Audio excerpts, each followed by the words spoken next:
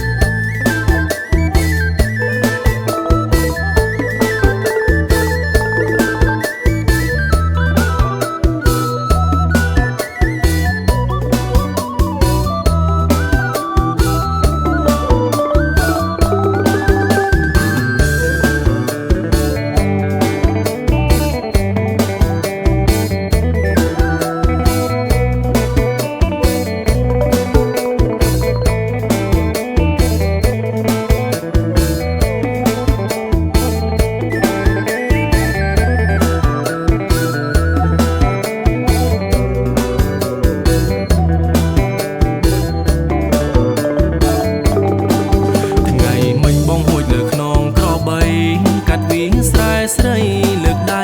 សញ្ញាល្ងាចអូនច្រូតកាត់ហើយតោងយាត្រា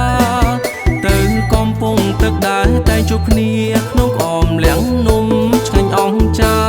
មានបារីមលូស្លាផ្ញើបងផងរួចយើងងូតទឹកលេងដៃរាវរកគ្នាហើយសាសងថាទៅលេងរំវងយប់នេះខែភ្លឺកណ្ដាលស្រែពៅសុំពុកម៉ែទៅគុំនៅបងអងបងឡើងយកទឹកថ្នោតមួយបំពង់ផ្ញើអូនញ៉ាំលេងក្នុងពេលរំវងបងកាក្រែងហត់ញ័រចង់គង់ស្រស់ស្រីមានត្រង់លើកញ្ញាពួងយើងរំយើងច្រៀងពេលចូលឆ្នាំថ្មីស្រីលងផ្កាតាមប្រពៃណីខ្មែរ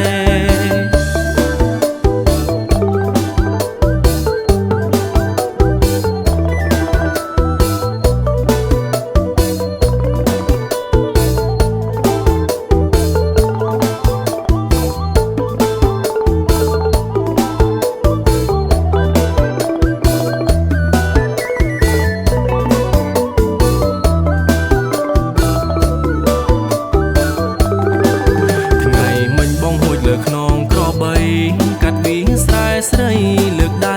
សញ្ញាល្ងាចអូនច្រូតកាត់ហើយតោងយាត្រា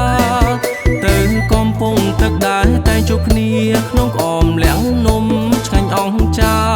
មានបារីមលូស្លាផ្ញើបងផងរួចយើងងូតទឹកលេងដៃរាវរកគ្នាហើយសាសងថាទៅលេងរំវងយប់នេះខែភ្លឺកណ្ដាលស្រែពៅសុំពុកម៉ែទៅគុំនៅបងអងបងឡើងយកទឹកថ្នោតមួយបំពង់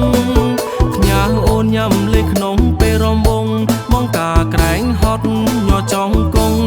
ស្រស់ស្រីមានត្រង់លើកញ្ញាពួងយើងរំយើងច្រៀងពេលចូលឆ្នាំថ្មីស្រីលងផ្កាតាមប្រពៃណីខ្មែរ